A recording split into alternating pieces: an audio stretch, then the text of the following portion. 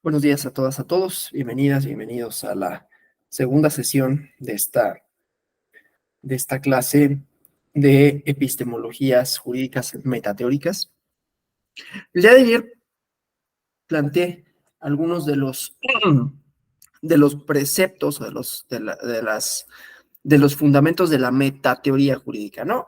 Y básicamente, me disculpo por los sonidos, básicamente lo que dijimos es que el derecho para hacer, o para la teoría del derecho para hacer, necesita de una serie de presupuestos, ¿no? Presupuestos, y se le llama metateóricos.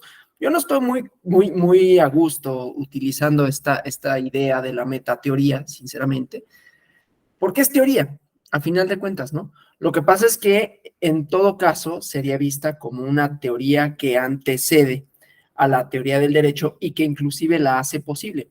Pero como veremos hoy, hay en esto, por eso digo que es un poco difícil, digamos, de decirse de esa manera tan categórica, pues vamos a ver epistemologías jurídicas, ¿no? Es decir, reflexiones epistemológicas en torno a los sistemas de justicia. Y con esto retomamos un poco la idea de los sistemas que veíamos ayer, ¿no? La teoría de sistemas que sinteticé de manera muy general para decir que, pues, procuraba explicar la complejidad social, ¿no? Y que para explicar la complejidad social, la teoría de sistemas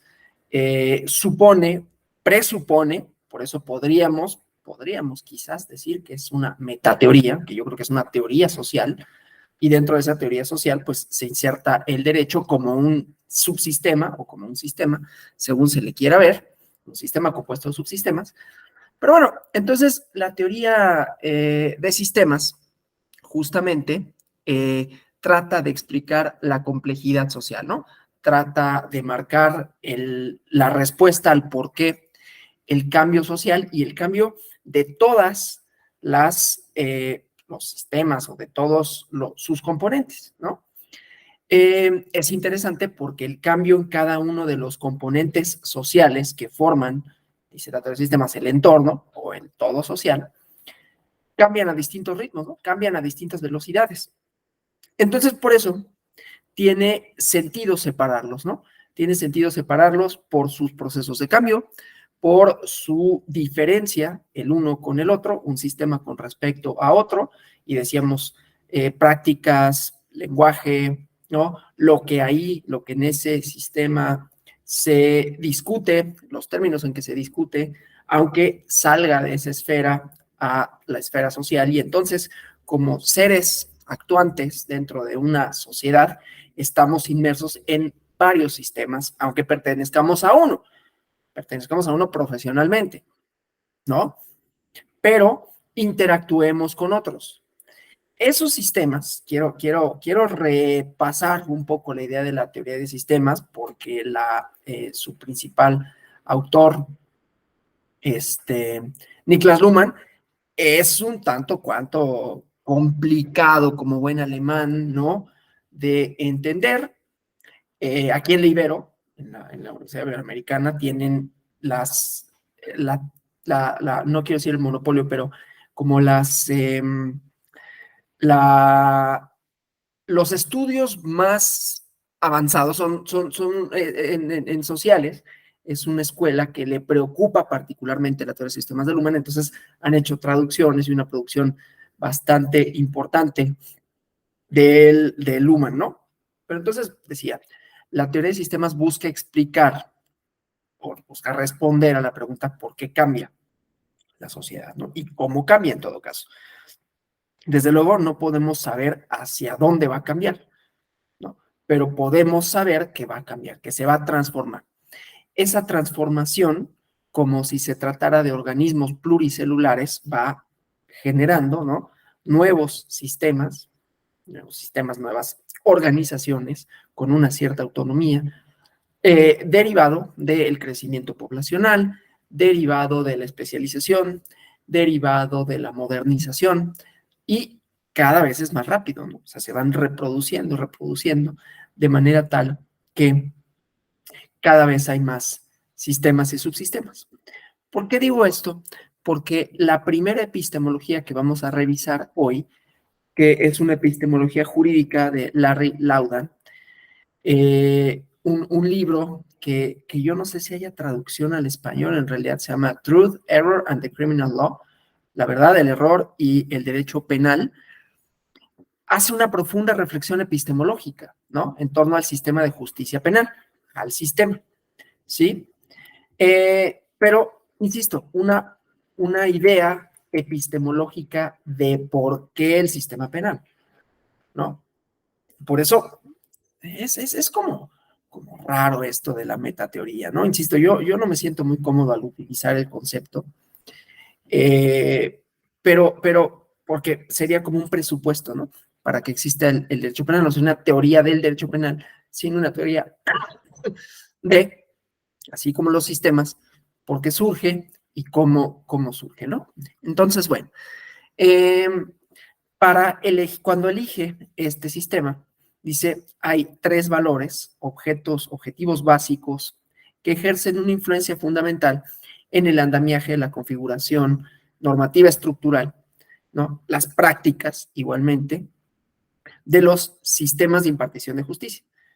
Algo que veíamos ayer, ¿no? O sea, prácticas, no quiero repetirme mucho, ¿no?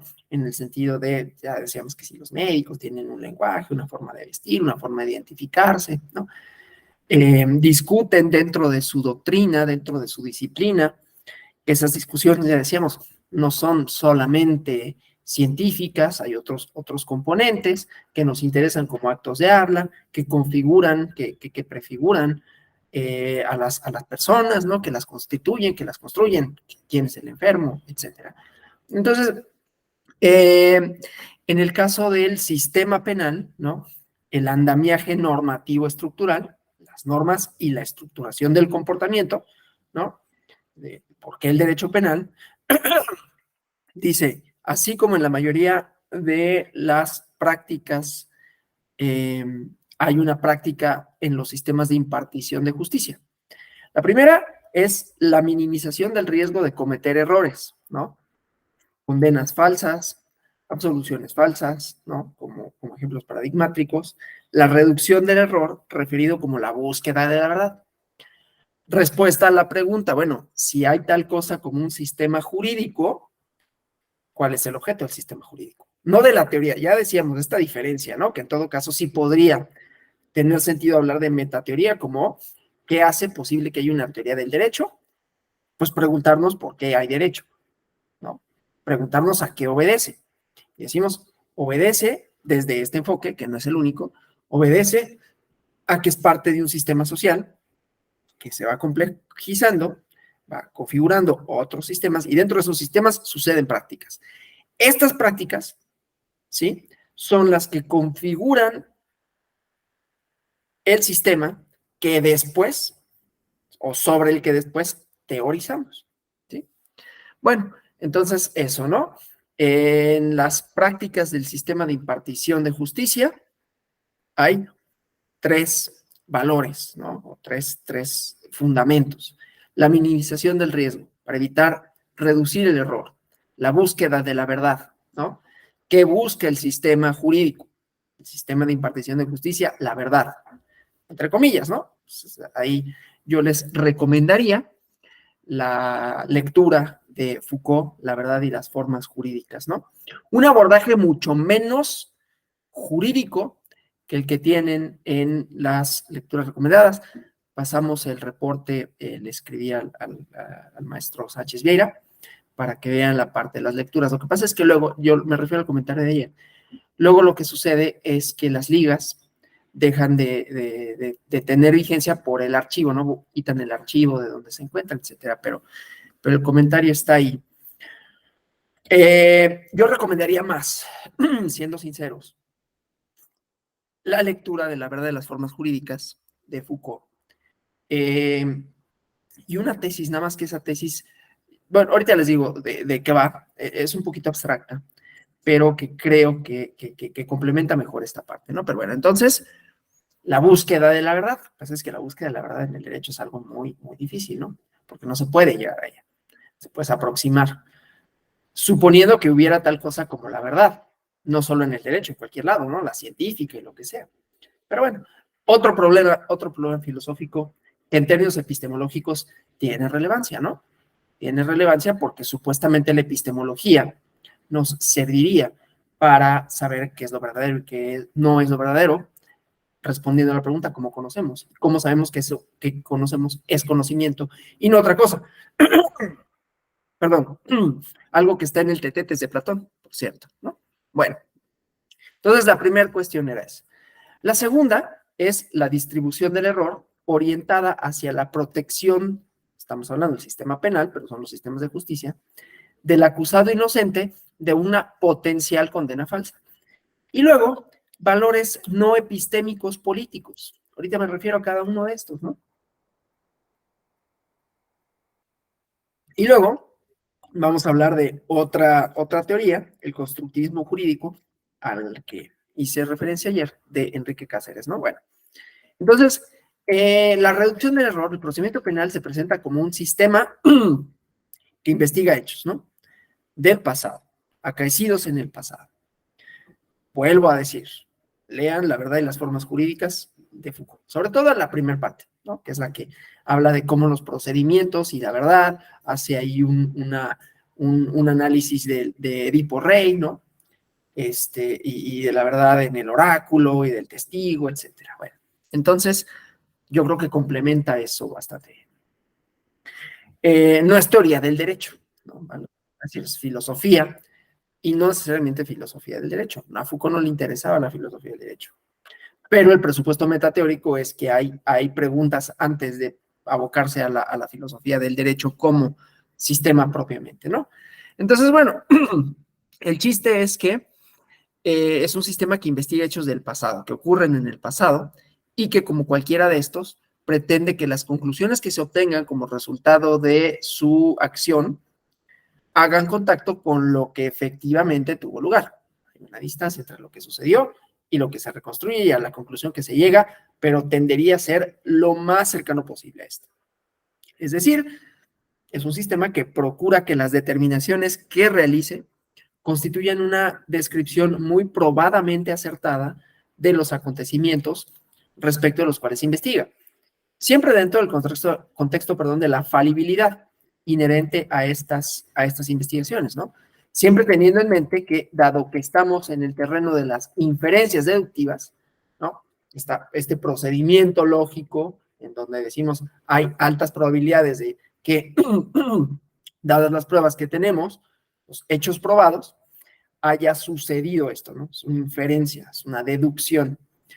Entonces, es razonable esperar que eventualmente se produzcan errores, ¿no?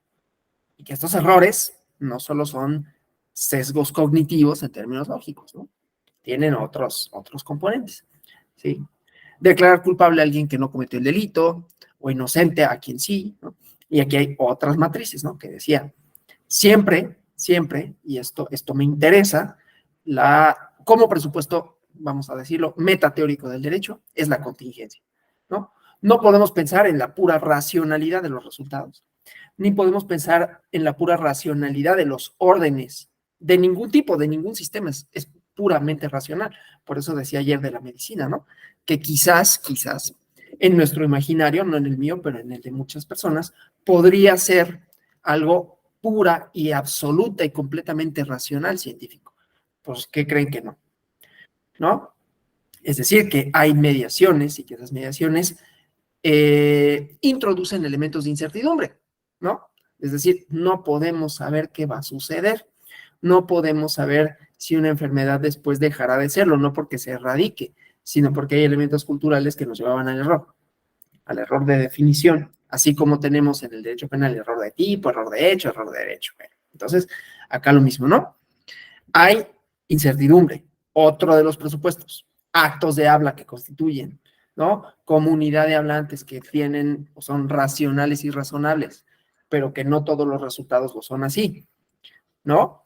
Entonces hay incertidumbre. Y entonces los resultados son, desde cierto punto de vista, impredecibles, ¿no? ¿Qué se va a normar? ¿Cómo se va a normar? ¿Cómo se va a Todos estos como presupuestos, insisto, metateóricos, que hacen posible una teoría del derecho y que cuestionarían muchos de los presupuestos, como la racionalidad, ¿no? Entonces, pues, habría que añadir este elemento de incertidumbre, ¿no? De indeterminación. Decimos, no sabemos, primero, que van a legislar quienes legislan. No podemos anticiparlo, podemos tener una idea, pero no sabemos. ¿Por qué? Porque hay mucha incertidumbre. Presentan una iniciativa y la iniciativa pasa a comisiones y en comisiones puede dictaminarse de una manera, ¿sí? Subir al pleno y en el pleno que haya reservas y que cambien los artículos. Pero vamos a suponer que eso no pasa, que pasa la legislación, comisiones, llega al pleno, en el pleno se discute, se aprueba en sus términos, pasa a la Cámara Revisora y la Cámara Revisora igual lo aprueba todo en sus términos. ¿Puede pasar? Sí, ha pasado. Pero luego no podemos saber, por ejemplo, y puede ser que esté hablando de un ejemplo mexicano, pero puede ser que no, que cuando se publica, puede ser que esté hablando del plan B de la ley electoral, puede ser que no esté hablando de la ley electoral, del plan B. No sabemos, por ejemplo, si lo van a impugnar.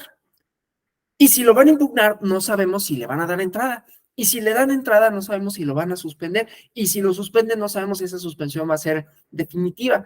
Y si es la suspensión definitiva, no sabemos qué van a resolver. Y si resuelven, no sabemos si va a quedar vigente o no va a quedar vigente. Porque cuando se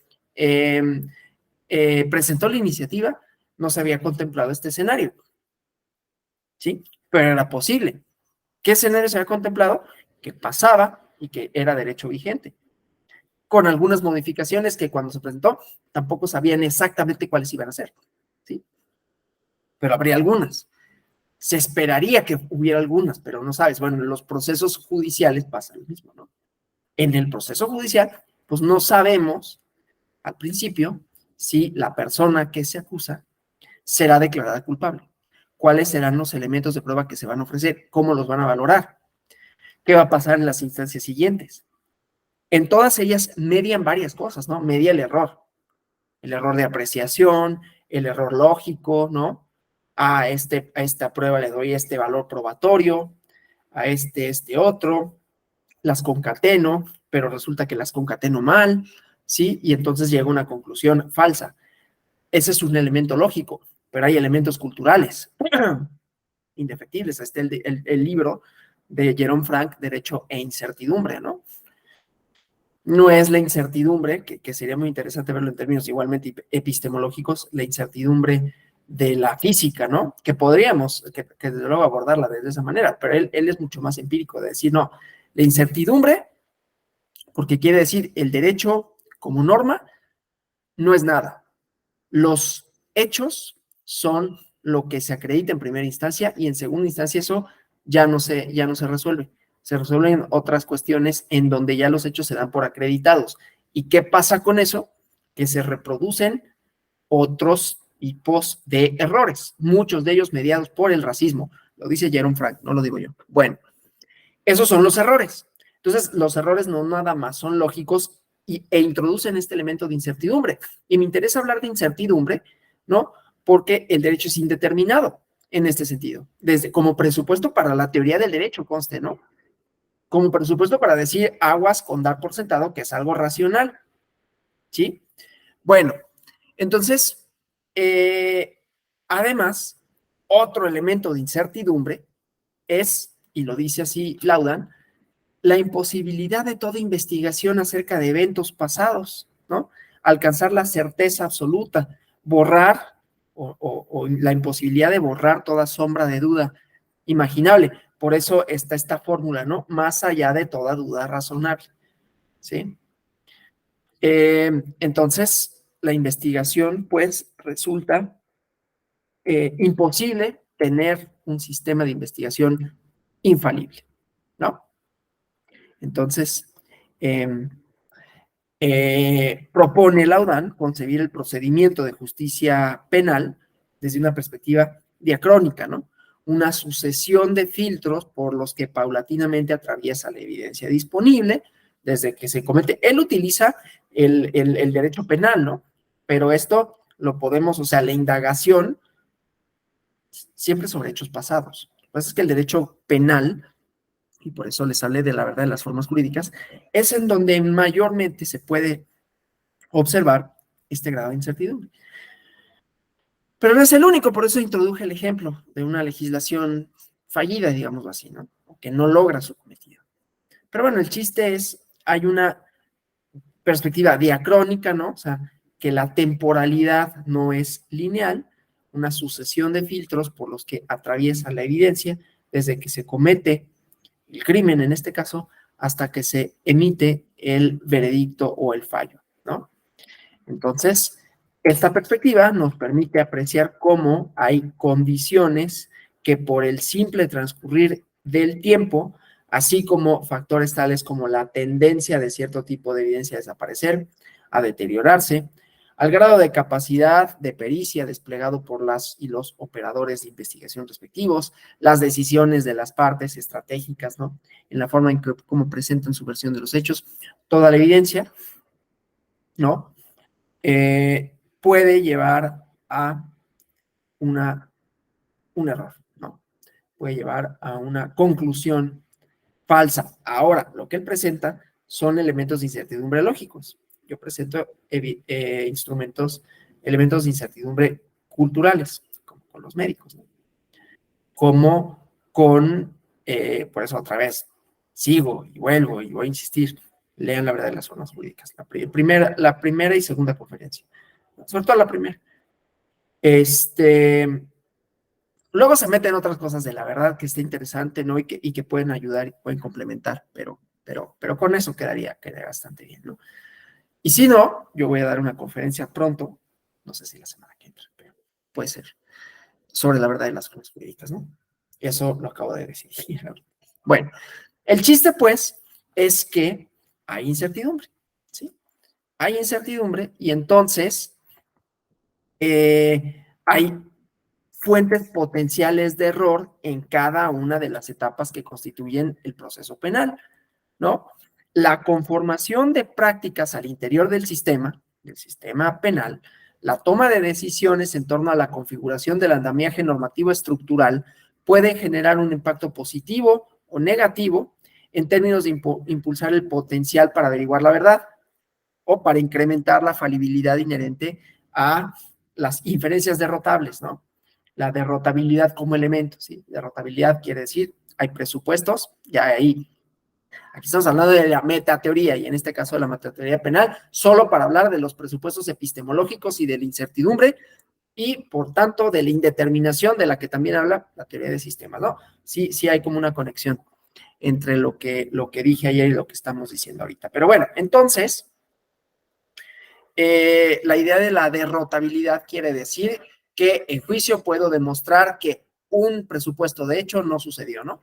Errores de hecho, errores de derecho, y son derrotables todos ellos, ¿no? O dicho en términos de la teoría del derecho penal, los elementos constitutivos del delito pueden ser derrotables, es decir, puedo demostrar que no acontecieron, ¿sí? Bueno, como base para concluir, entonces, Laudán habla del interés en la minimización del riesgo de cometer errores, reducir el grado de incertidumbre, ¿sí? En la física hay algo parecido, ¿no? Reducir la incertidumbre, no puedo saber exactamente en dónde, ¿no? Si yo tiro una parábola, no puedo saber exactamente dónde va a caer, pero puedo reducir el lugar de dónde va a caer, o sea, puedo saber dentro de qué radio va a caer. Eso funciona hasta para las cosas inalámbricas, ¿no? Para reducir el sonido, no puedo reducir todo, pero puedo reducir todos otros factores, ¿no?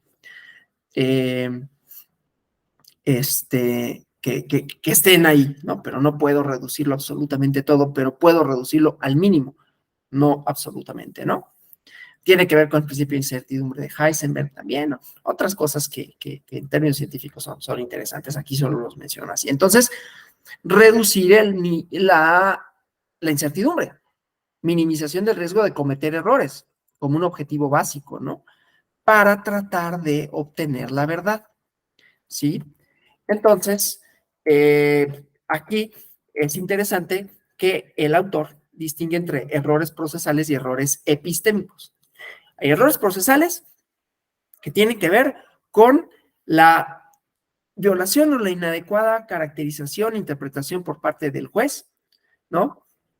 De reglas de procedimiento, que por distintas razones, valores subyacentes, requieren la exclusión de cierta evidencia, o sea, errores un poco de la lógica procesal. Y errores epistémicos, ¿no? El fallo condenatorio o absolutorio no corresponde con la culpabilidad o inocencia genuinas o materiales del acusado. La violación, o no de las reglas procesales, no importa, es irrelevante. Es irrelevante también que esas reglas sean estas que busquen la verdad, ¿no? Truth promoting, dice, ¿no? Que lleven a la verdad. Los errores epistémicos son las condenas falsas o las absoluciones falsas, ¿sí? La perspectiva de los errores epistémicos es más general, no solo se refiere a la decisión final, ¿no? También a las decisiones intermedias, por medio de los cuales se continúa o se pone fin al procedimiento. Entonces, los errores epistémicos serán aquellas decisiones que implican continuar el procedimiento cuando el acusado es inocente. Por ejemplo, ¿no? En el contexto mexicano, decidir consignar, conceder auto de formal prisión. El derecho anglosajón sería aceptar una declaración de culpabilidad de un inocente. ¿Por qué tienen un perro? ¿Quién trajeron un perro? ¿Se puede venir con perros? Yo no sabía eso. Bueno, ya. Perdón, es que estaba aquí preguntando porque estaba oyendo un perrito y alguien trajo a su perrito. Bueno, entonces, decisiones que dejan implicar libre en cualquier punto del procedimiento antes de la sentencia o alguien genuinamente culpable. Cuestiones inherentes al proceso penal, ¿no? Decisiones intermedias, ¿no? Determinar si son válidas o inválidas, etcétera, ¿no? Entonces, podemos decir, ¿no? Que se ha dado seguimiento impecable a las reglas del procedimiento, pero esta cuestión es independiente a la determinación de si se trata de decisiones correctas o incorrectas desde un punto de vista epistemológico, ¿sí? Es independiente porque puede ser que las reglas procesales actúen ellas mismas como causa del error epistémico y que dicho error, relacionado con algunas de estas decisiones intermedias, tenga efectos en cascada, reflejándose a la emisión de un fallo falso, condenatorio o absolutorio, ¿sí? Entonces, los errores epistémicos, ¿no?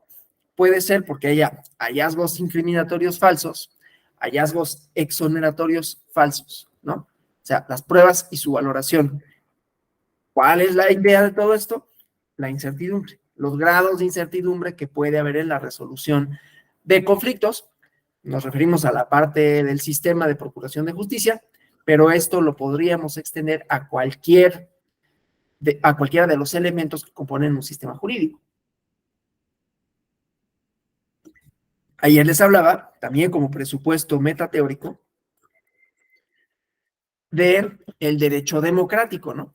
¿Qué lo sería? Y cómo tiene su trayectoria, cómo el cambio social, el cambio en los significados, transforma el contenido de la norma. Son elementos externos a que nos permiten después teorizar sobre el derecho, ¿no? Entonces, bueno, los errores epistémicos, ya decía, ¿no? Nos llevan a pensar en culpabilidad o inocencia materiales. Esto, insisto, esta teoría se esboza, se expresa desde un punto de vista lógico, que no es el único tipo de errores que hay, porque aún en los errores de tipo lógico hay, o sea, la incertidumbre que da el error, ¿sí? Hay elementos externos a la pura lógica, ¿no? O sea, la lógica se presentaría y que también la lógica puede ser un presupuesto metateórico del derecho porque se piensa que es racional, ¿sí? Y que entonces, si se siguen los procedimientos, llegamos a una decisión adecuada, justa, verdadera, ¿sí? Bien cimentada jurídicamente. Pero resulta que en el medio tenemos un montón de elementos que escapan de esa posibilidad, no es un ejercicio matemático, ¿no? Entonces, como no es un ejercicio matemático, como es un ejercicio de reconstrucción de hechos y de apreciación, hay distintos tipos de error. Aún si estos errores fueran lógicos, no nada más es por una indebida aplicación, sí, otra vez, elemento de incertidumbre, como por una indebida aplicación o entendimiento de una fórmula, o indebida aplicación de una fórmula, ¿no? Como podría ser en un error matemático, o inclusive en un error lingüístico donde hay una premisa y hay una conclusión, ¿sí?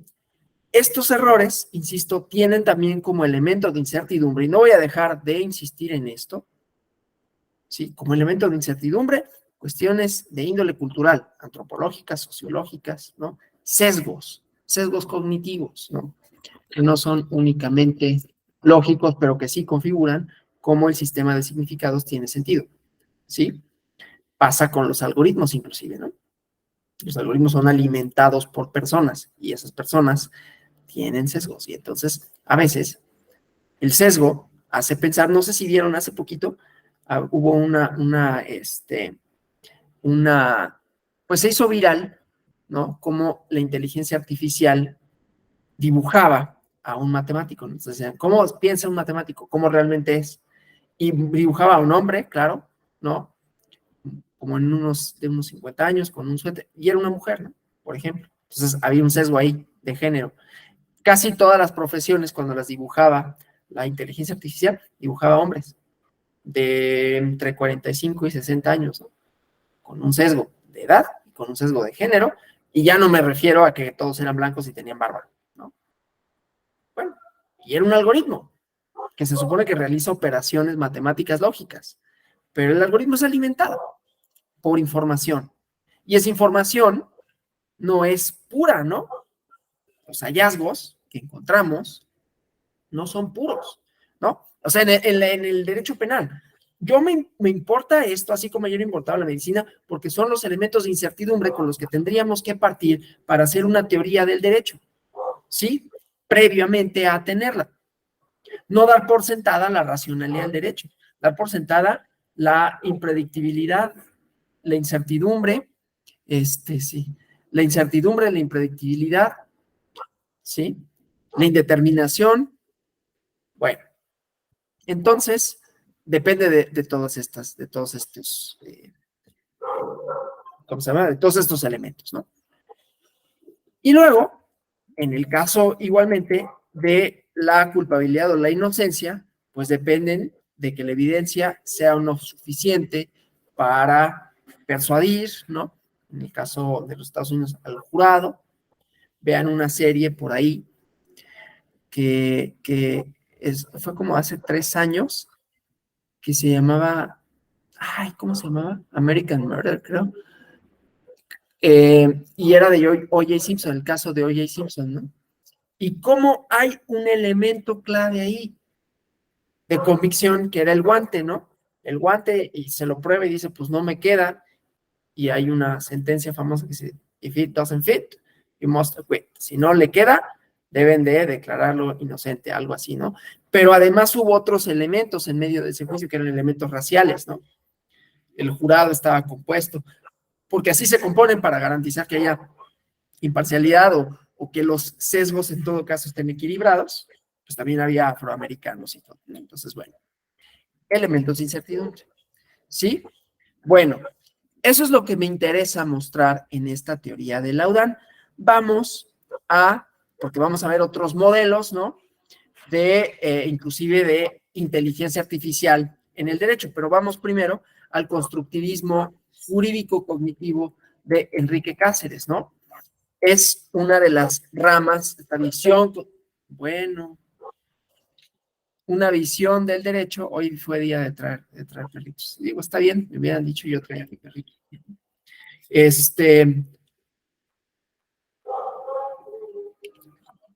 es que ni siquiera estoy en un salón, estoy en una oficina, porque el salón está ocupado. Entonces, en esta oficina, pues hubo como quien trajo a su perrito. Entonces lo dejan ahí. Y es una vecina casi, es una oficina casi vecina. Bueno, entonces, la propuesta del constructivismo jurídico busca denotar un enfoque epistemológico, metodológico, que explique a los fenómenos, al conjunto de fenómenos denotados por derecho, ¿no? La expresión derecho, o sea, otra vez, como presupuesto metateórico, como presupuesto que haría posible una teoría del derecho, ¿sí? Y él retoma la idea del sistema complejo, ¿no? La expresión derecho denota el sistema complejo. Y dice, hay ciertos elementos para ello, ¿no? Primero, insumos jurídico-cognitivos, leyes, decretos, tesis jurisprudenciales, teorías dogmáticas, teorías generales del derecho, como insumo, ¿sí? Por eso decía yo, por ejemplo, en la incertidumbre, es una iniciativa de ley, ¿no? Y luego, pues puede ser que esta iniciativa de ley sea impugnada, que esa impugnación produzca un efecto, ¿no? Bueno, judicial. Las reglas de procesamiento de estos insumos, ¿no? Por parte de los y las juristas, las reglas de interpretación, la metodología para reconstrucciones normativas, luego los productos cognitivos de las y los juristas resultantes de este procedimiento. Es una cadenita, ¿no? Primero los insumos, luego cómo se debe de interpretar, supongamos, ¿no? La metodología para reconstruir esas estructuras normativas y luego el resultado de eso. Si recordamos lo anterior, pues todo eso, a pesar de que haya reglas más o menos lógicas, tiene elementos de incertidumbre. Pero bueno, primero porque las leyes no sabemos cuáles van a ser, ¿sí? Ni los decretos, ni las tesis jurisprudenciales. Sale una jurisprudencia y, ay, caray, esta no hubiera pensado que saliera de esa manera. ¿Y por qué no? Pues porque no pensaba que a lo mejor lo fueran a impugnar o que hubiera una contradicción de criterios, como sucede, ¿sí? ¿Qué debe de prevalecer esta interpretación o esta otra? Y en el derecho electoral también hay interpretaciones, contradicciones de criterios en ese sentido. Bueno, entonces, estas teorías, ¿no? Los productos cognitivos, que insisto, es mucho menos lógico que como se presenta aquí. Yo haría esa precisión. Luego, las conductas que realizan las y los juristas a partir de esos productos cognitivos, ¿sí? Incluyendo las comunicativas. Luego, los insumos jurídicos, las reglas de procesamiento de información, representaciones sociales y conductas efectuadas por la esfera civil a partir de esas representaciones, lo que decíamos, una vez que sale al mundo, ¿no? Una vez que dicen culpable, o una vez que dicen esta jurisprudencia ya no es vigente, o esta contradicción de criterios debe de prevalecer este criterio por sobre este otro, ¿sí? Y la incidencia de las conductas de las y los juristas y sociedad civil en esos procesos de construcción social de la realidad. Construcción social de la realidad jurídica, que no solo es jurídica en lo interno, ya lo decíamos ayer, sino fuera, ¿no? Que interesa más, en realidad, y ya lo dijimos, ¿no? Interesa más desde este punto porque es lo que te daría la posibilidad de hacer una teoría del derecho aún desde dentro del derecho, ¿no? Entonces, la expresión constructivismo jurídico cognitivo sería una rama del constructivismo jurídico que estudia insumos, procesos, productos cognitivos, ¿no? Resultantes de este procesamiento, así como las conductas que se realizan con base en estos por parte de operadores jurídicos, ¿no? Abogadas, jueces, juezas, en las distintas actividades que a dichas operadoras les competen, ¿no? Abordar el estudio de los fenómenos, la estipulación previa para la expresión derecho. Respuesta a la pregunta, ¿qué es el derecho? ¿No? Entonces, el constructivismo jurídico, también tiene distintas manifestaciones, ¿no? Hace una distinción Enrique Cáceres, ¿no? Constructivismo jurídico institucional y constructivismo jurídico socio-representacional, ¿no? Tiene conexiones, ¿no? Vamos a pensar otra vez en los sistemas. Las instituciones públicas que forman parte del sistema jurídico, comisiones nacionales o locales de derechos humanos, fiscalías, congresos, tribunales y demás dependencias, organismos que a veces aplican la ley, ¿no? Porque la aplicación de la ley no es nada más una tarea del Poder Judicial. La parte administrativa aplica la ley, ¿no? Y decide. Algo tan sencillo como un trámite. Te falta, les voy a poner un ejemplo, ¿no? De cómo hay una aplicación y una interpretación de la ley y esto produce resultados e introduce incertidumbre y una representación social sobre el mal funcionamiento de un sistema. Voy a hablar del INE. Una vez fui a renovar mi credencial en un módulo en donde yo había tramitado mi credencial. Yo había tramitado mi credencial en un módulo, por primero cuando llegué y cambié mi INE, ¿no? Y procesaron mi información, me dieron mi INE. Bueno, tiempo después, dentro de la misma alcaldía de Coyoacán, me cambié de domicilio. Y entonces, pues fui al mismo módulo, ¿no? Donde ya tenían mis datos biométricos, o sea, me los habían tomado en su momento. Entonces yo llegué con mis papeles y me pedían otra vez una serie de documentos en el mismo módulo, no en otro, en el mismo módulo en donde yo había tramitado mi credencial. Mi credencial física, donde tenía mi dirección, donde tenía mis datos, donde tenía mi huella. Y la persona que me atiende me dice, no te puedo recibir tu acta de nacimiento porque no se ve. Oye, pero es el mismo lugar en donde ya la gente ya tenían esto. Sí, pero es que no se ve y no tapan. Ahí hay una interpretación, una aplicación de la ley, ¿no? Aplicación de un reglamento, en donde me dicen, pues no te puedo expedir. No obstante, lógicamente sería pero a ver, estoy identificando ante ti, en el mismo lugar en donde yo saqué este documento, lo único que quiero es renovarlo. No, en el mismo lugar. No era otra entidad federativa, no hubiera podido entender esto. No hubo posibilidad.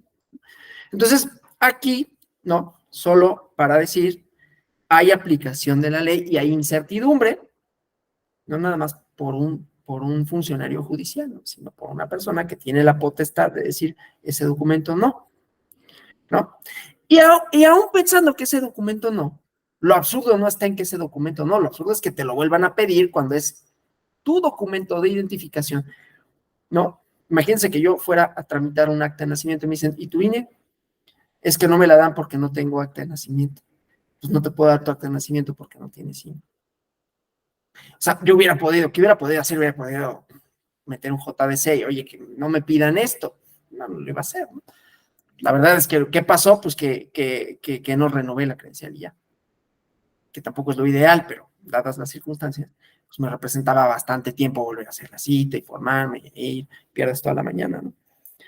Entonces, elemento de incertidumbre, ¿no? Y aplicación de la ley. Entonces, hay varios, en este sentido, operadores jurídicos, ¿no? Entonces, las instituciones públicas son el objeto de estudio de la constructivismo jurídico institucional, ¿sí? Y su objetivo es proponer una serie de herramientas teóricas, metodológicas, técnicas, tecnológicas, para incidir en el comportamiento global que se le atribuya a estas instituciones para que contribuyan a los procesos de regreso a la idea de ayer, construcción social de la realidad, mediante interacciones comunicativas con otras instituciones y con las de la sociedad civil. ¿Por qué decimos construcción social de la realidad? Pues porque no existe por sí misma, ¿no? Nosotros construimos nuestras ideas, nuestros conceptos, ¿no? Y eso nos constituye, como decíamos ayer, en la medicina, el enfermo, en el derecho, la ciudadana, el ciudadano y las posibilidades de realizar cierto tipo de actos que tienen efectos normativos, pero efectos sociales, ¿no? Decía el matrimonio, el divorcio, y así sucesivamente. Entonces, todo esto, el sistema jurídico institucional permite construir socialmente, ¿sí? A la persona.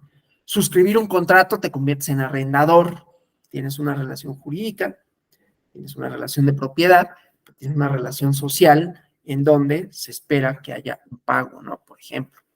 O cuando, otra vez, el mismo ejemplo, creo que es bastante contundente, la idea del proceso penal y el culpable, ¿no? Lo construye, o sea, le das un significado a esa persona y a partir de ese significado lo remites a un espacio que es un constructo, ¿no? Que es no solo es físicamente una construcción, sino en donde nosotros hemos depositado la idea del castigo, ¿sí? A eso nos referimos con construcción social de la realidad, ¿sí? Entonces, pues, tiene que haber esta conexión, ¿no? Las cosas deseables asociadas al Estado de Derecho, que se aproximen, que se actualicen en la vida social. ¿Qué tipo de relación social deseamos que haya en una sociedad, con todas las intermediaciones que ya decíamos. Entonces, la conexión entre el constructivismo jurídico institucional y el constructivismo jurídico, ¿no? En términos cerrados, ¿no? Se da en la medida en que los operadores jurídicos, el legislador, la juzgadora, no realiza sus funciones de manera aislada, ¿no? Sino en el marco de un entorno cognitivo complejo, donde las cargas, las tareas cognitivas están distribuidas entre las y los diferentes actores que van conformando sus estilos de procesar la información. Otro elemento epistemológico de incertidumbre, ¿no? Aquí luego, insisto, todos estos como presupuestos para hacer una teoría del derecho y quitarle la parte de la racionalidad. Aquí en México, por nuestra formación jurídica, somos muy reacios, aunque se podría hacer, y hay quienes lo han hecho. Ahorita les recomiendo un artículo de una profesora de jurídicas de la UNAM y de Flaxo, que se llama Karina Solavere, que ha estudiado la ideología de los jueces. Y hay otro libro, también una profesora, pero ella es de la Universidad de Minnesota, que hizo el análisis de los jueces y la democracia, en dictadura y en democracia, jueces y democracia, pero el tránsito de las dictaduras y cómo los entornos, ¿no?, generan inercias, cómo las escuelas de pensamiento generan resoluciones. Decía, en México somos muy reacios a reconocer, analizar, y por eso vale la pena el estudio de Karina Solavere, que los jueces tienen ideología. Y no me refiero a ideología jurídica nada más, ¿no?, sino ideología.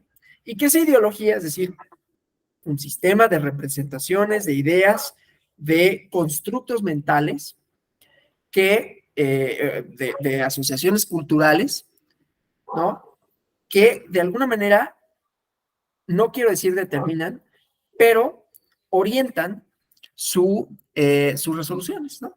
Estados Unidos no tienen empacho y creo que está bien. Yo nunca pongo a Estados Unidos como lo mejor, el non plus ultra, porque tiene 1000 defectos, pero tienen sus cosas buenas, ¿no?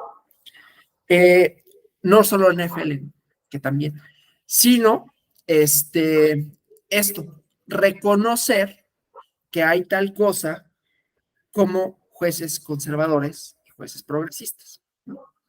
Y que mucho depende de ello la resolución, esta Wade versus Roe, ¿no? Una integración conservadora llevó a un resultado. No quiere decir con ello que sea automático, porque ya había habido integraciones conservadoras que no llevaban a ese resultado, por eso es incierto, ¿sí? Pero bueno, sucedió. ¿A qué voy? Que como elemento de incertidumbre tenemos que pensar también que el entorno cognitivo que configura esta función y que constituye el discurso jurídico, ¿sí?, no es, otra vez, no es lógico ni racional. Está mediado por elementos tales como la formación. ¿En qué escuela te formaste? No es automático. No es como, estudiaste en tal, entonces eres progresista, estudiaste en tal otra, entonces eres conservador. No, pero sí puede haber una cierta tendencia por los planes de estudio, por quienes te dan clases, ¿sí?, por qué libros se lee, por cuál el entorno proporciona información y nosotros la procesamos. Nosotros la procesamos de la misma manera, ¿no? O sea, no quiere decir que si yo hubiera nacido en una familia religiosa me hubiera convertido en religioso. Pero no nací en una familia religiosa y no soy religioso. O sea, sí puede haber esta influencia, ¿no?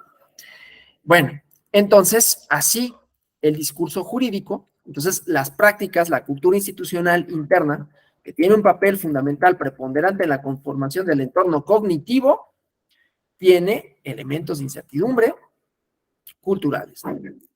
Bueno, entonces hay, ya decíamos, ¿no?, el constructivismo jurídico institucional y la conexión que tiene con el constructivismo jurídico de la representación social, en la medida en que las conductas, generalmente comunicativas, o sea, si decíamos, como decíamos ayer, el derecho es un sistema de comunicación, ¿sí?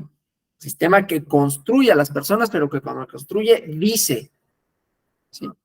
Dice cosas, comunica cómo se ejerce el poder o cómo debiera de ejercerse, ¿sí? Cómo tendría que ejercerse, qué sería ideal, etcétera, ¿no?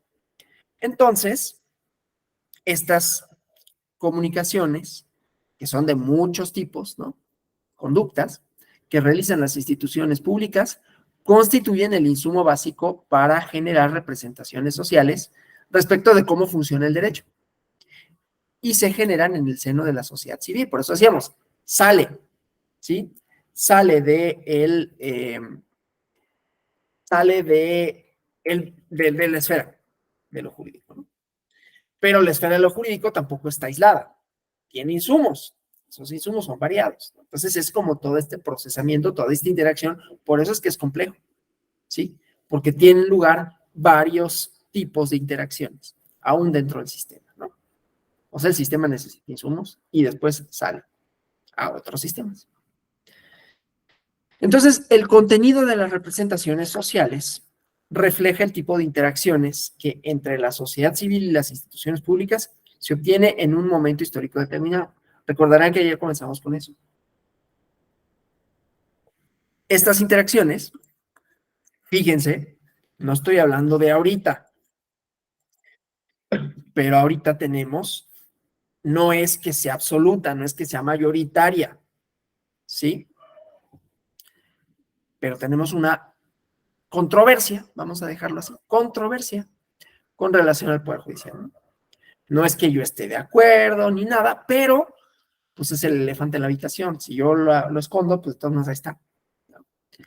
Una controversia en torno al Poder Judicial, ¿no? Y su funcionamiento. Hay una narrativa política, otro elemento de incertidumbre, ¿sí? O sea, la representación social de las cosas no tiene que ser la verdad. Es un proceso comunicativo que choca con otros, ¿sí? En momentos históricos determinados. Estas interacciones pueden estar caracterizadas, pues, por la desconfianza generalizada de parte de la ciudadanía hacia las instituciones, por la disfuncionalidad de estas, por la continua necesidad de incurrir en actos de corrupción, por ejemplo, ¿no? Para echar a andar el andamiaje institucional, etcétera. En México así se configuró, no necesariamente el Poder Judicial, pero nuestra representación sobre cómo funciona el poder del Estado. Por eso hay mucha desconfianza. Por eso nuestro régimen electoral es hiper regulado, ¿no? Porque hay muchos elementos que generaron desconfianza. La comunicación era, pues no había mucha, ¿no? Era totalmente opaca. Y entonces las restricciones iban atendiendo a ese sentido. Por eso es que el proceso, ¿no? El resultado, las sentencias reflejan esa interacción, ese proceso comunicativo, ¿sí?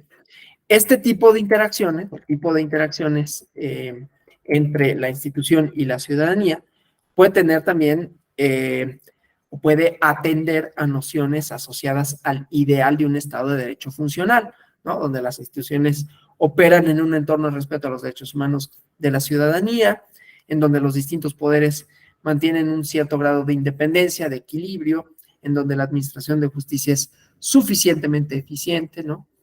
Pero ese estado de cosas no se alcanza automáticamente, ¿sí? En países como el nuestro, pues, que tienen democracias ciertamente inacabadas, ¿no? Cargan con el lastre de una historia de abusos por parte de la clase política, ¿no?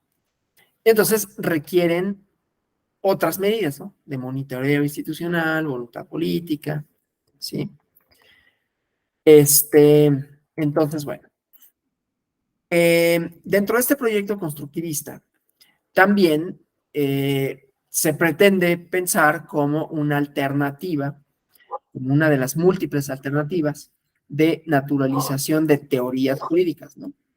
O sea, naturalizar una teoría, generalmente conceptual o filosófica, esta cosa del naturalismo metodológico, implica confeccionar tesis que conforman la teoría respectiva partiendo de o manteniendo congruencia con los resultados que se obtienen en la ciencia, para otorgar a la teoría correspondiente un sustrato que no sea especulativo, ¿no? Prescindir de la incertidumbre. Yo no sé si sea posible, pero bueno.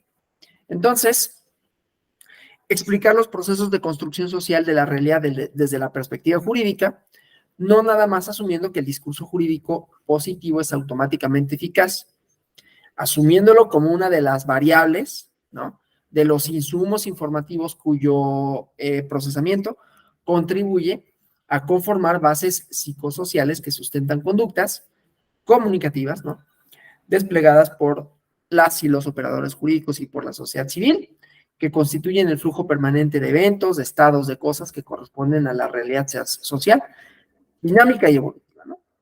Entonces, pues la idea de Cáceres, desde un punto de vista muy, muy de la ciencia, ¿no?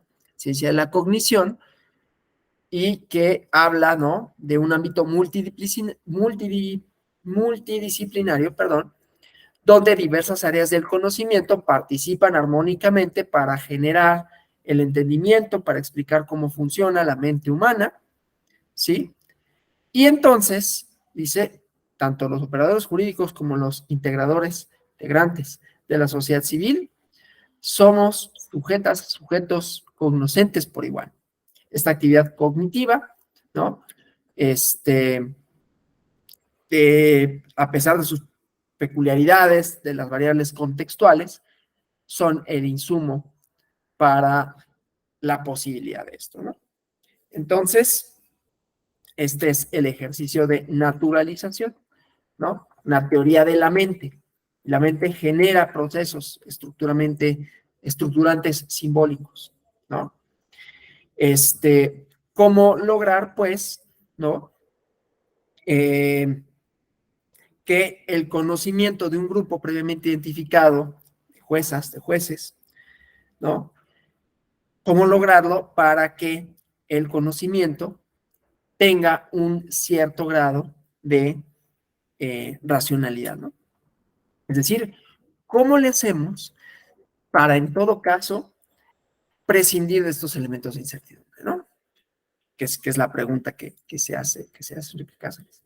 Para quienes les interese, este libro de técnicas ericksonianas para la elicitación del conocimiento judicial en un proyecto de inteligencia artificial aplicada al derecho. Eso es una cosa ahí como que esté interesante, ¿no? Ahí la voy a dejar. Pero, ahí voy a dejar esta parte, ¿no? No estoy diciendo que haya acabado la clase, sino que, bueno, la inteligencia artificial, ahorita vamos a hablar de estos modelos de inteligencia artificial, hay que tomarla con cuidado por esto otro que ya habíamos dicho, ¿no? Pero es un elemento, pues, que está ahí en la discusión, ¿no? Como un presupuesto para la operación del derecho.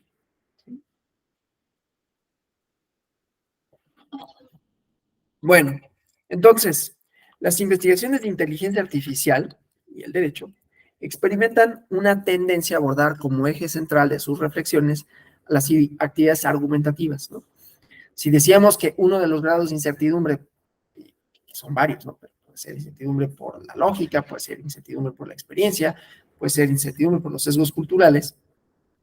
¿Cómo lograríamos que la actividad argumentativa sí fuera un proceso lógico y que nos llevara a resultados iguales y justos, ¿no? Dado que el sistema jurídico a eso tendería, ¿no? Entonces, hay distintas ramas teóricas, pero en la inteligencia artificial hay una teoría computacional legal, ¿no?, o jurídica, que sería la traducción, sería legal, pero nosotros decimos más bien jurídico, ¿no? Una tendencia, ¿no?, que se manifiesta a desarrollar modos dialéctico-procedurales de argumentación jurídica.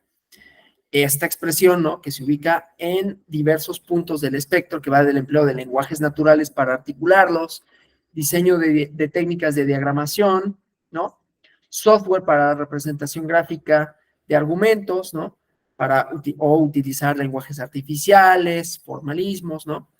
Entonces, el enfoque que mayor influencia ha tenido en estos modelos es el enfoque pragmadialéctico de la argumentación. Entonces, vamos a ver algunos de los presupuestos de ese enfoque, ¿no? Que está basado en principios metateóricos, ¿no? Que así le denominan sus exponentes, que es la externalización, la funcionalización, la socialización, y el siguiente término, yo no sé si la traducción sea como correcta, pero voy a decirlo así, dialectificación. Ajá, ¿no? Entonces, cada uno de ellos, ¿no? Tienen sus componentes. La externalización habla de habla de lo externo sobre lo interno, ¿no? Y lo implícito. Quiere decir, enfocarse en los compromisos públicos de aquellos que argumentan desde su actividad lingüística en relación o sin tomar en cuenta sus creencias privadas que no expresan, ¿no? Entonces, esta es la externalización. La funcionalización, ¿no? Que es enfatiza, ¿no? La argumentación orientada hacia alcanzar ciertos fines procedimentales, ¿no? Adoptar una visión basada en los procesos funcional de los argumentos en vez de basada en estructuras, ¿no? La actividad lingüística de argumentación se trata de manera pragmática, ¿sí? Menos que estructural. Luego la socialización, que tiene que ver o subraya, ¿no? Una idea de la argumentación interaccional. Hay muchas personas que participan, ¿no? En lugar de pensar que es un individuo con una audiencia, con un público pasivo, ¿no? Y entonces quiere decir tratar la argumentación como un diálogo entre dos o más personas, ¿sí? En donde hay posiciones opuestas, ¿no? Cada una participa en este proceso argumentativo. Otra vez voy a recomendar, para ahondar en esto, La verdad y las formas jurídicas, porque ahí habla de las pretensiones de verdad que tiene cada uno, ¿sí? ¿Qué es eso? La oposición dialéctica, ¿sí? Y luego la dialectificación, que no sé si sea la traducción más acertada, pero quiere decir entender el diálogo o entender que el diálogo se mueve en un contexto normativo, intenta resolver diferencias de opinión de acuerdo con las normas, ¿no? Y entonces evalúa principios que pueden ser procedimentales, que regulan la actividad de la argumentación, ¿no? En vez de pensar que son medidas, ¿no? Medidas contra las cuales después el producto, el argumento, eh,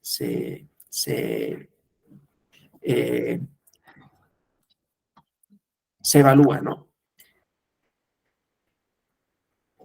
Un buen argumento sucede si entonces menos que eso, ¿no? Dice la actividad de la argumentación eh, tiene una serie de principios procesuales, ¿no? Entonces, este enfoque pragmadialéctico, ¿no? Que es la pragmática del lenguaje, que no la estructura del lenguaje, como se utiliza, ha permitido articular contribuciones de manera relativamente separada, incomunicada, ¿sí? Con algunos autores que han hablado de la argumentación, Perelman, por ejemplo, ¿no? Y el movimiento de la lógica informal, del pensamiento crítico en Canadá, en Estados Unidos, la teoría general de la argumentación, ¿no? Y más o menos va sintetizándolos, ¿no? Pero tiene estas influencias, ¿no? La lógica informal, ¿no? Que no es la lógica estructural, la lógica del uso de la lengua, la lógica de la verosimilitud menos que de la verdad. Pero pese a esta influencia, ¿no? Los diversos modelos que se han producido en el pensamiento crítico del derecho se han distanciado de otras de estas pautas, ¿no? Entonces, vamos a hablar un poquito de esta parte, ¿no? De introducir la inteligencia artificial, ¿sí? En este sentido, ¿no? La lógica informal, ¿no? En donde el lenguaje emerge, ¿no? Como resultado de la práctica común, ¿no? En contextos comunes de la vida cotidiana, debate político, social, puede ser el foro jurídico, ¿sí? Pero los contextos no formales de producción del lenguaje y que entonces, ¿no? No resultan o no son producto del análisis lógico formal, ¿no? De las premisas, de las proposiciones y de las conclusiones, ¿sí? Entonces, la lógica informal, ¿no? Designa una rama de la lógica que se desarrolla bajo criterios no formales, ¿no? Procedimientos para el análisis, la interpretación, la evaluación, la crítica, la construcción de la argumentación. Una de las contribuciones más celebradas de esta lógica informal es un criterio para determinar el conocimiento, la verdad o la veracidad de un argumento, ¿sí? A diferencia del criterio de la solidez de la lógica formal, ¿no? No exige que las premisas empleadas sean absolutamente verdaderas, otra vez, elementos de incertidumbre, y que estén ligadas a la conclusión mediante pasos inferenciales que instancian reglas formales deductivas, ¿sí? Este criterio establece que las premisas han de ser aceptables, no absolutamente verdaderas, relevantes para la conclusión en cuestión, lo cual se determina si puede construirse una cadena de inferencias que culmine con una conclusión, ¿no? En la conclusión opuesta o que sirva para señalar defectos en algún paso inferencial.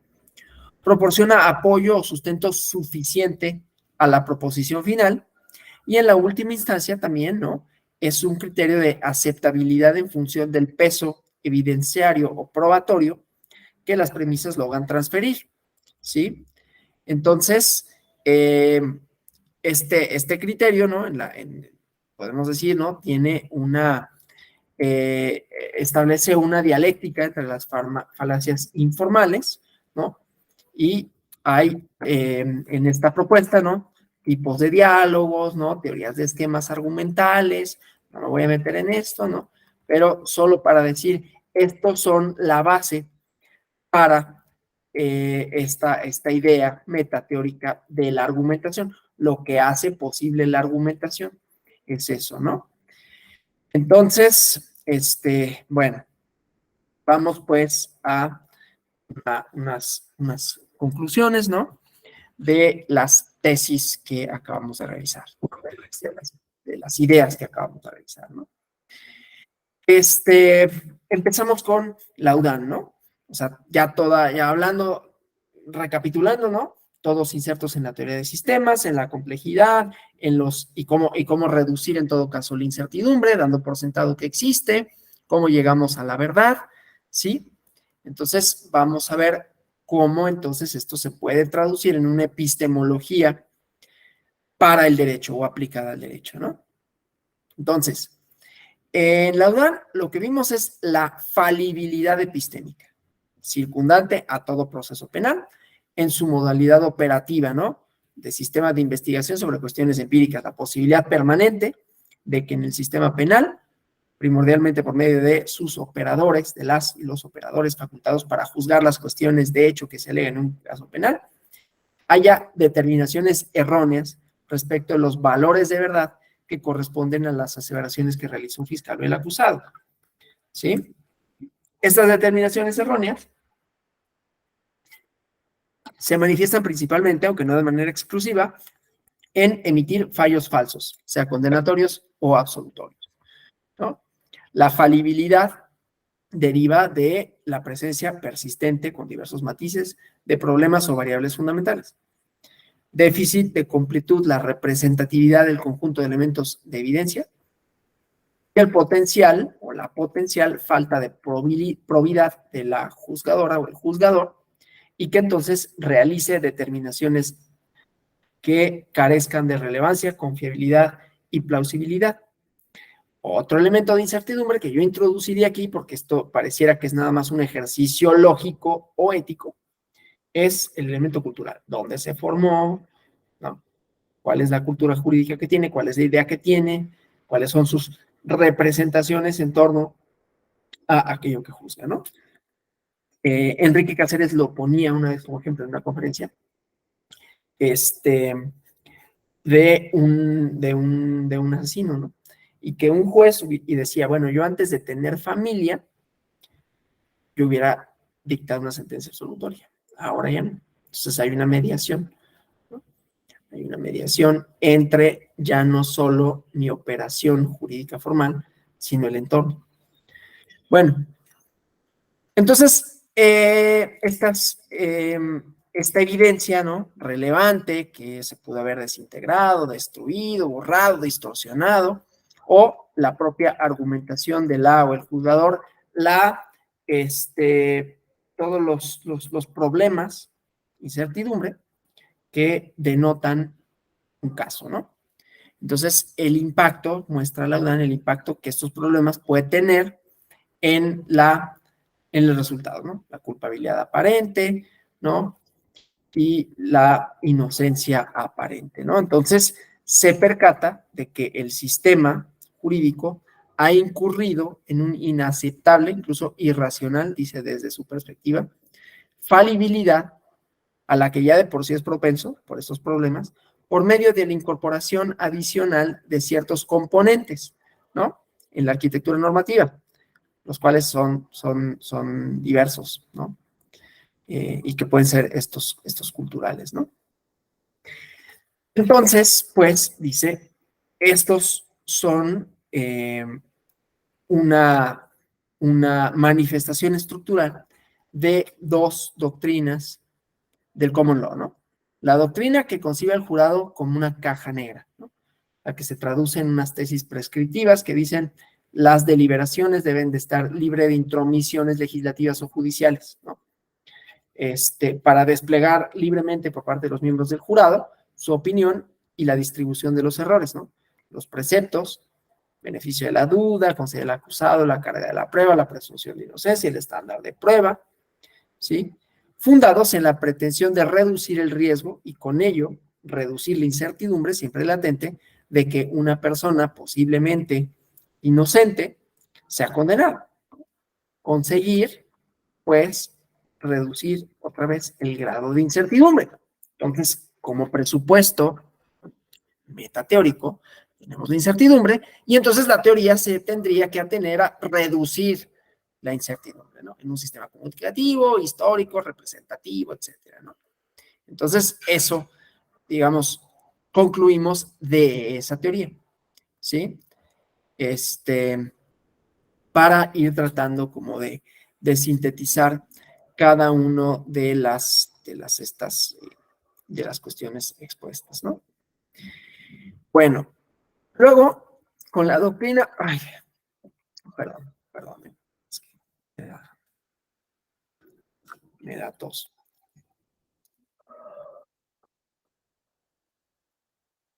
Con la doctrina de Enrique Cáceres, ¿no? Lo que tenemos es una propuesta en donde hay interacciones entre el constructivismo jurídico es una interacción entre sistemas comunicativos, ¿no? Estos introducen también sus propios elementos de incertidumbre. La idea de todo esto, ¿no? Es pensar, no hay algo que sea por sí mismo lógico, ¿no?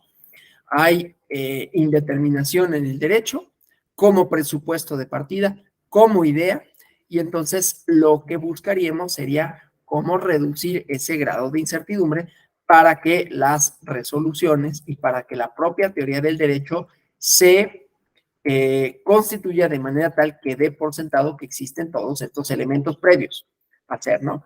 El elemento comunicativo, el elemento representacional y el elemento incertidumbre, ¿no? Esos tres, digamos, podríamos pensar que son los elementos de alguna manera centrales, ¿no? Entonces, cada uno de estos, ¿sí?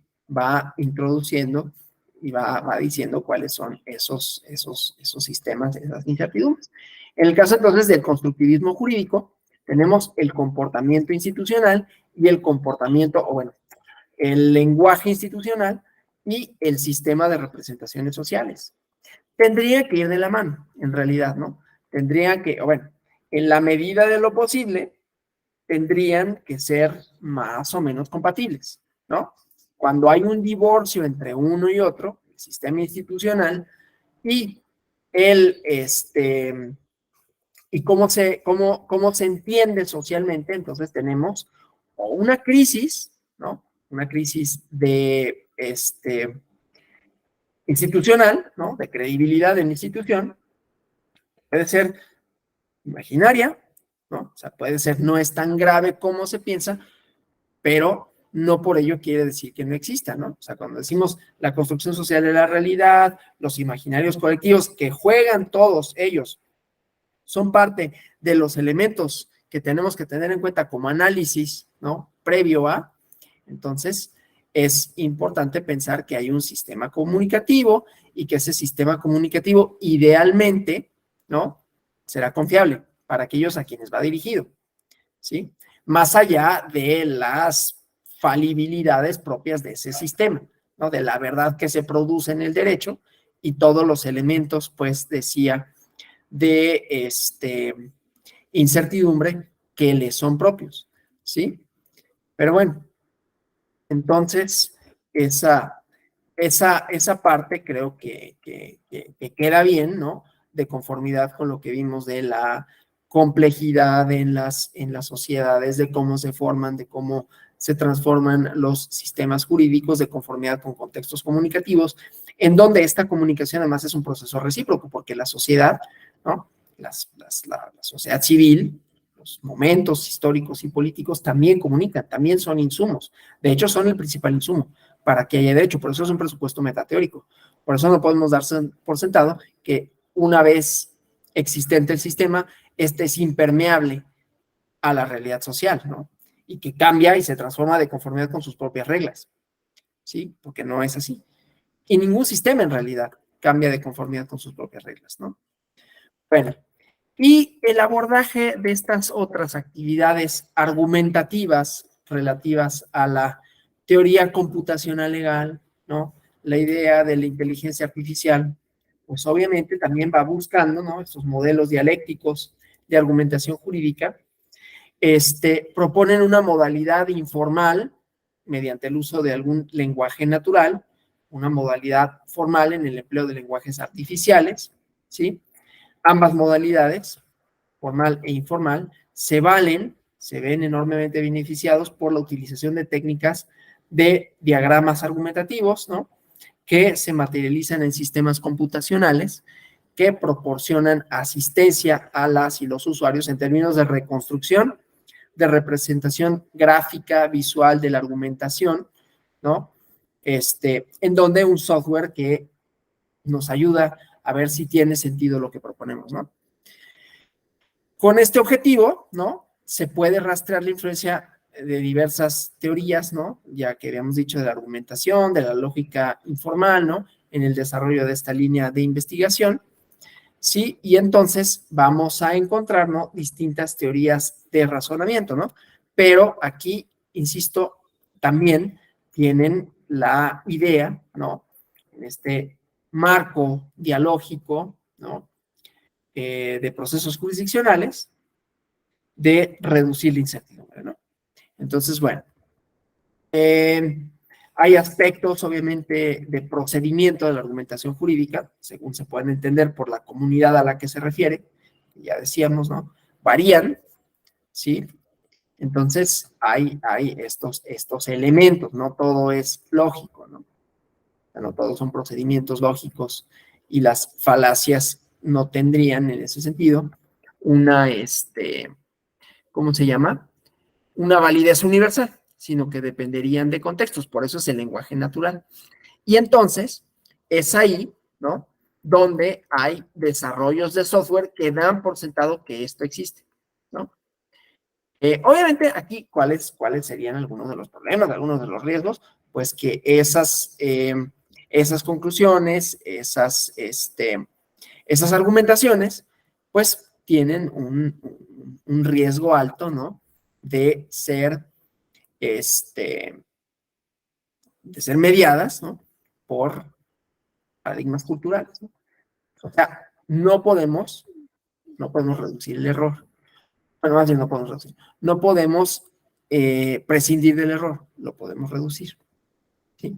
Entonces, para las y los diseñadores, pues hay que considerar que el objetivo de averiguar la verdad como un valor preponderante en el procedimiento, ¿no?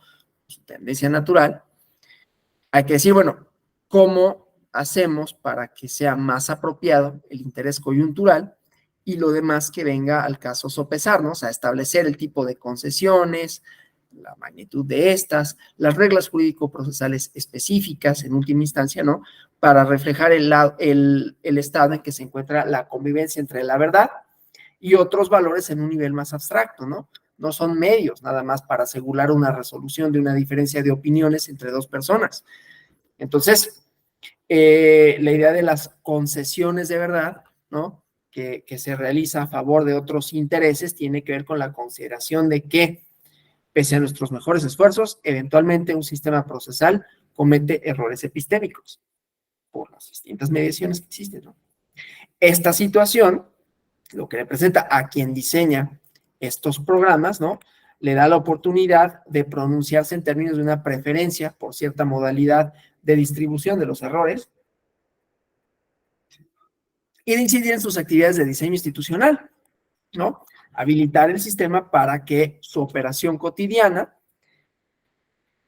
digamos, reduzca el error, ¿no? Entonces, una vez, para ello, pues hay que saber cuáles son los tipos de errores, distribuir el tipo de errores, ¿no? Basado en la gravedad que pueda tener alguno de estos, ¿no? En materia penal, las sociedades occidentales siguen la tendencia de considerar el error consistente en emitir condenas falsas, como más grave que las absoluciones falsas, ¿no? Una vez que establecemos cuál es el error que se considera más grave, entonces el interés es minimizar las dimensiones de riesgo que se producen, ¿no? Ubicándonos otra vez en materia penal, el interés es el deseo de proteger a la clase genérica del acusado de una potencial condena falsa. Recordemos que el sistema penal es la representación, porque es comunicativa, del poder punitivo más contundente, ¿no? Las relaciones sociales que constituye son restrictivas, restringe la libertad, o puede ser ¿cómo se llama? Una potencial restricción de la libertad, ¿sí? Entonces hay que proteger a una clase genérica, al acusado de una potencial condena falsa. Esta idea del beneficio de la duda, ¿no? Como decíamos, siguiendo a Laudán, ¿no? El beneficio a la duda se desea conceder al acusado puede plantearse en términos de el aumento de la exigencia de probabilidades, ser verdadera, ¿no? Que espera que tenga la hipótesis inculpatoria, ¿sí? Es decir, un aumento del grado de contundencia que se puede atribuir a la evidencia respectiva como resultado de su valoración. La cuota de beneficio a la duda deseada se refleja instaurando una cierta política en términos generales severa, ¿no? De suficiencia probatoria respecto de la culpabilidad del acusado. Entonces, si concebimos la especificación de una política de suficiencia probatoria, no a la manera de una regla de decisión última de ser tipificada, sino como una especificación de un sistema donde hay múltiples criterios, ¿no? Que se tienen que aplicar a diversas situaciones inferenciales, ¿no? Que pueden incluir confrontaciones dialógicas, ¿no? O no, ¿no? Que emergen de la estructuración, de la organización de la información probatoria, en sistemas argumentativos, narrativos, argumentativo-narrativos, o sea, aquí ya la argumentación también desde otra característica. Entonces, la cuota de beneficio de la duda que se suministre al sistema se refleja en la severidad, perdón, de estos criterios de suficiencia, ¿sí? Entonces, en la estructura del razonamiento probatorio, ¿no? El juez tiene múltiples oportunidades para realizar declaraciones de suficiencia probatoria a nivel local respecto de proposiciones, de argumentos que forman parte de un entramado complejo de argumentación narrativa que caracteriza una controversia jurídica, ¿no? Entonces, bueno, hay como distintas teorías, ¿no? Para la persuasión, para la racionalidad, pero insisto, a mí me interesa sobre todo presentar como presupuesto metateórico la incertidumbre, ¿no? Y claro, ¿a qué nos ayuda todo esto? pues no nada más a decir que existe la incertidumbre, que hay distintos grados de incertidumbre que se pueden manifestar de diferentes maneras, sea en la construcción del enunciado jurídico, en la recepción de su significado, en la disputa por el mismo, porque los significados se disputan, ¿no? No solo cuando yo digo, bueno, ya, no yo, pero quien lo diga, ya salió la ley y entonces controvierto, ¿no? Promuevo una controversia constitucional o un amparo o un JDC o un lo que sea, ¿no? La justicia constitucional, sino inclusive ya produciendo sus efectos la norma, lo que vamos a tener en un intercambio dialógico es que hay una persona que reivindica para sí un derecho y la otra persona que dice que no le asiste tal, que tenemos ahí una controversia, una disputa sobre qué significa, por ejemplo, ser inocente o ser culpable en determinadas circunstancias, qué significa haber cometido o no una conducta ilícita en un procedimiento electoral, ¿no? ¿Qué significa o no haber transgredido las normas sobre comunicación política? Todos esos elementos, ¿no? Están en el juego dialógico, en la argumentación, pero también son elementos de incertidumbre porque no sabemos de antemano si ese hecho en particular será o no. Es una decisión de jueces con todas estas mediaciones, ¿sí? Por eso se busca reducir la incertidumbre que podrían provocar en todo caso, ¿no? Bueno, ¿cómo vamos? ¿Queda clara las ideas, las premisas, los elementos de las propuestas? ¿O no? ¿Queda todo bien? ¿Alguna pregunta, comentario que deseen formular? Bueno, yo les recomiendo entonces esas lecturas, ¿no? Tanto de Enrique Cáceres como de Foucault, él desde una perspectiva un poco distinta. Y hay un libro que se llama Derecho y Política. Este no se consigue tan fácil, la verdad, publicado por Fontamara de Santiago Carasale, pero que hace una buena síntesis del pensamiento de Luhmann. Y bueno, la teoría de sistemas. Hay muchas formas de acercarse a la teoría de sistemas, desde videos, ¿no? Explicativos, desde artículos y desde luego leer directamente a Luhmann, que no es para nada cosa sencilla, ¿no? Hay otro libro que les puedo recomendar de Cornelius Castoriadis que se llama La Constitución Imaginaria de la Sociedad, ¿no? Para esto hablar de imaginarios, de representaciones, ¿no? Para ver cómo todo eso, ¿no? Son presupuestos para entender por qué teorizar después sobre el derecho, ¿no? Y para el derecho.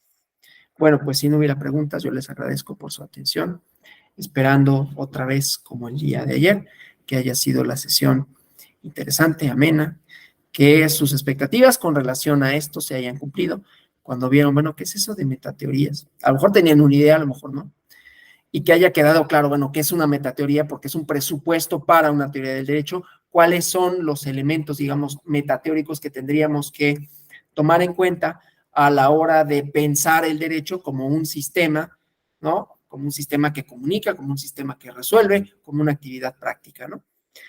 Entonces, bueno, espero que se haya cumplido ese objetivo. Insisto que les haya resultado interesante, más allá de lo abstracto. Les agradezco por su asistencia, su participación y su presencia. Hasta la próxima. Que tengan una feliz mañana de jueves. Muchas gracias, profesor, por su exposición. Gracias. Hasta luego. Gracias por el apoyo. Gracias. Buen día.